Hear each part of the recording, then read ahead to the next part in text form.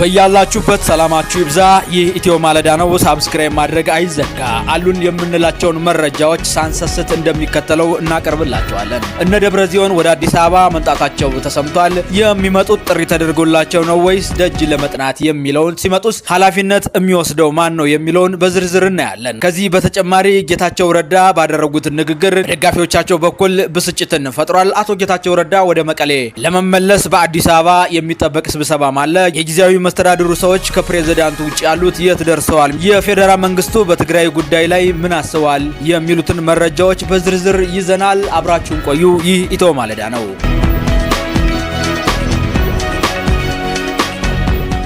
ዛሬ አቶ ጌታቸው ረዳ በሸራተን ሆቴል በሰጡት መግለጫ ከምንጊዜውም በተሻለ መልኩ የፌደራል መንግስትን ከምንጊዜውም በላይ ደግፈው ባደረጉት ንግግር በደጋፊዎቻቸው በኩል ብስጭትን ፈጥሯል። ለአገዛዙ ያለውን ድጋፍ የገለጸ ሲሆን የፕሪቶሪያው ስምምነት ያልተፈጸመው በእኛ በትግራይ የፖለቲካ ኃይሎች በኩል በተፈጠረ ውጅንብር ነው በማለት የፌደራል መንግስቱ ቁርጠኛ ነበር በማለት ገልጸውታል። ከዚህ በፊት የዋሸሁት ይበቃኛል ያሉ ሲሆን ይህ ሀሳባቸው ደግሞ ከ90% በላይ የሚሆነው የትግራይ ህዝብ ይደግፈኛል ብዬ አምናለሁ ደግፈ ደግሞ ሰላም ስለሚፈልግ ነው ያሉት ፕሬዝዳንቱ ከፕሬዝዳንቱ ንግግር ተከትሎ ትላንት ሲጨፈጭፈን የነበረውን ቡድን የትግራይ ሉዓላዊነትን ሳያስከብር ሙሉ በሙሉ ማወደስ አግባብ አይደለም ብለውታል። ፕሬዝዳንቱ በንግግራቸው ከድተው እንደመጡ ሳይሆን ያለውን ነገር ከፌደራል መንግስት ጋር ለመነጋገር እንደመጡ የገለጹ ሲሆን ትላንት የትግራይን ችግር ሲያባብሱ የነበሩ ሚዲያዎች በመግለጫው ላይ የተገኙ ሲሆን ከዚህ በተቃራኒ ደግሞ የትግራይ ህዝብ አይንና ጆሮ የሆኑት የትግራይ ሚዲያ እና ድምጻዊ ወያኔ በመግለጫው ላይ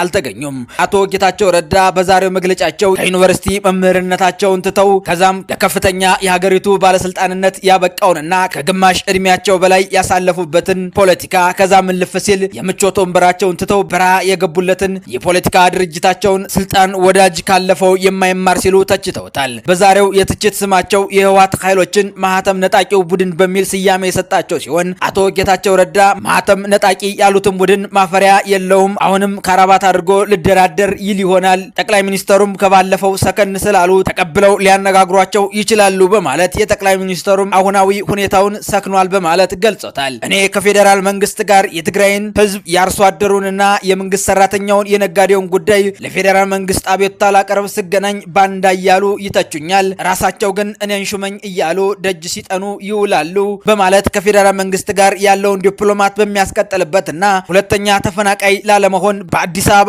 ተደላድለው ለመቀመጥ ያለፈውን ጊዜያቸውን በጸጸት ዳኝተው መጪውን ጊዜ ግን ሊያበቃ ይገባል በማለት ያውኑን የትግራይ እንቅስቃሴ በኃይል የሚመሩት ከህወሓት ጋር አንጃ የፈጠሩ ጀነራሎች ናቸው በማለት ይህንን ከተማ ተቆጣጠርን በማለት ያወራሉ። አዲግራትን ተቆጣጠርን ብለው ሲያወሩ ሁመራን የተቆጣጠሩት ያክል ያስመስሉታል በማለት አሁንም ከትግራይ ሉዓላዊነት ጋር ተያይዞ ያለውንም ጨረፍ አድርገው ነክተውታል። ታዲያ ሁመራ ብሎ ከተናገረው ቃል ተያይዞ በአማራ ልሂቃን በኩል ሌላ ትችትን እየፈጠረ ሲሆን ዛሬም ለአማራ ያለውን ጥላቻ ገልጾበታል በሚልም እያራገቡት ይገኛሉ። አቶ ጌታቸው ረዳ ከዚህ በኋላ ወደ መቀሌ ይሄዳሉ አይሄድም የሚለውን ልናየው ወደድን። ሲሄዱስ በአዲስ አበባ የሚጠበቅ ስብሰባ አለ። ስብሰባውስ ምን አይነት ነው የሚለውንም እንደሚከተለው እናቀርባለን። የአቶ ጌታቸው ረዳ ወደ መቀሌ የመሄድ ጉዳይ የህወሓት ቡድኖች ወደ አዲስ አበባ መጥተው ከፌደራል መንግስት ጋር የሚያደርጉትን ውይይት የሚወስነው ይሆናል። የአቶ ጌታቸው ረዳን መቀሌ የመሄዱን ጉዳይ የፌደራል መንግስት ለአቶ ጌታቸው ረዳ ጠቅላዩን ከባለፈው አሁን የሰከነ ይመስላል በማለት የወረፉት ሲሆን አገዛዙ ከምንጊዜውም በላይ የትግራይን ጉዳይ ካለበት ሀገራዊ ችግር ጋር በተያያዘ እንደፈለገ አስተያየት መስጠትም አልፈለገም። ለዛም ነው አቶ ጌታቸው ረዳ በመግለጫቸው የብዙ ዓመት የፖለቲካ ልምድ አላችሁ፣ መቼም መልሳችሁ ወደ ጦርነት አትገቡም፣ ተመካከሩ ነው የተባል ነው በማለት እርስ በርሳችሁ ተወጣጡ ያለ ይመስላል በማለት የፌደራል መንግስት የትግራይን ጉዳይ የተመለከተበትን ምልከታ አቶ ጌታቸው ረዳ በዚህ መልኩ አጋርተውታል። የፌደራል መንግስት ከዚህ በፊት የጀመረውን የጦርነት ድግስ ሳይጨርስ ሌላ የጦርነት ድግስ መደገስ አይፈልግም። ይህ በእንዲህ እንዳለ በብልጽግና ደጋፊዎች በኩል ደግሞ በትግራይ አመራሮች በኩል ለወራት ከሁለት ተከፍለው የጀነራሎችን መታገር ተከትሎ ክልሉ ውስብስብ ውስጥ የገባ ሲሆን ከትግራይ ክልል ጋር በተያያዘ የብልጽግና ደጋፊዎች ለፌደራል መንግስት ወጥመድ ሊሆን ይችላል፣ በኋላ የፕሪቶሪያውን ስምምነት አፈረሰው በማለት ያራግቡታል፣ በስክነት ሊያዩ ይገባል በማለትም አስተያየታቸውን እየሰጡ ይገኛሉ።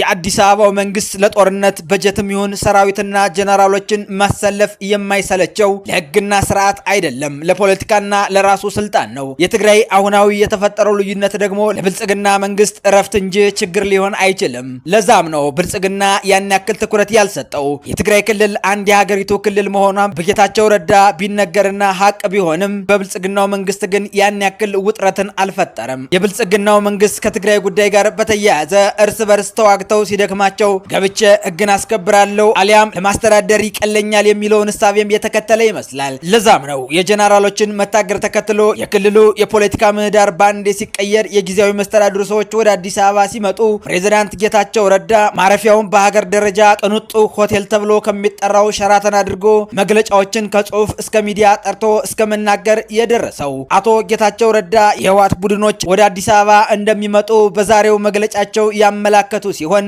ለምልጃ ነው ወይስ ጥሪ ተደርጎላቸው የሚለውን ደግሞ ኢትዮ ማለዳ እንዲህ ያካፍላቸዋል። ታዲያ ጠቅላዩ ከምንጊዜውም በላይ ነገሮችን በጥንቃቄ እያየ ነው። በጥንቃቄ ማየቱ ደግሞ በቅርቡ ከኦፌኮና ከኦነግ ጋር ያደረገው ስምምነትም ማሳያ ነው። የጊዜያዊ መስተዳድሩን ጣልቃ ይግባል ጥያቄ ወደ ጎን አድርጎ የነደብረ ጽዮንን ቡድን ወደ አዲስ አበባ መጥተው እንነጋገርበት በማለት በሽማግሌዎች በኩል ጥሪ የተደረገላቸው መሆኑም የመረጃ ምንጮቻችን ነግረውናል። በፌዴራል መንግስትና በህወሓት በኩል ላላቸው ግንኙነት እስከ ማመቻቸትና ኃላፊነት እስከ መውሰድ ደግሞ ነገሮች ሲካረሩ ሽማግሌ ሆና የሚትቀርበው አሜሪካ ስትሆን ሁለቱ አካላት እንዲነጋገሩ ደግሞ በአሜሪካ የኢትዮጵያ ኤምባሲ በኩል ጥረቶች እየተደረጉ ሲሆን ይህንን ጥንክር እስካዘጋጀንበት ጊዜ አንስቶ ህወሓት ከዚህ ጉዳይ ጋር በተያያዘ ለሽማግሌዎች የሰጠው ምላሽ እንደሌለም ደርሶናል። ይህ በእንዲህ እንዳለ የጊዜያዊ መስተዳድሩ አንድ አመራር የሆነና የአቶ ጌታቸው ረዳ ቀኝ እጅ ነው ተብሎ በህወሓት አመራሮች በኩል የሚከሰሰው ጀነራል ጻድቃን ገብረተንሳይ ወደ አሜሪካ መሄዳቸውም ተሰምቷል። ከዚህ ጋር በተያያዘ የህወሓት ቡድንና የትግራይ ሰራዊት በዛሬው ዕለት የመቀሌ ኤፍኤም 104.4ን የሬዲዮ ጣቢያውን የተቆጣጠረው ሲሆን መቀመጫቸውን በአዲስ አበባ ያደረጉ ከ20 በላይ የሚሆኑ የተለያዩ ሀገራት ኤምባሲዎችና አምባሳደሮች ሁሉም አካላት ወደ ውይይት መምጣት አለባቸው በማለት የፕሪቶሪያው ስምምነት እንዲፈጸም በአጽንኦት እንደሚሰሩ የተናገሩ ሲሆን ጉዳዩን በትኩረት እንደሚከታተሉም ገልጸው ወደ ሁከትና ጦርነት እንዳይገባም አስገንዝበዋል። ይህ ኢትዮ ማለዳ ነው። እኒህንና መሰል ዜናዎች እንዲደርሱ ሳብስክራይብ ማድረግ አይዘንጉ።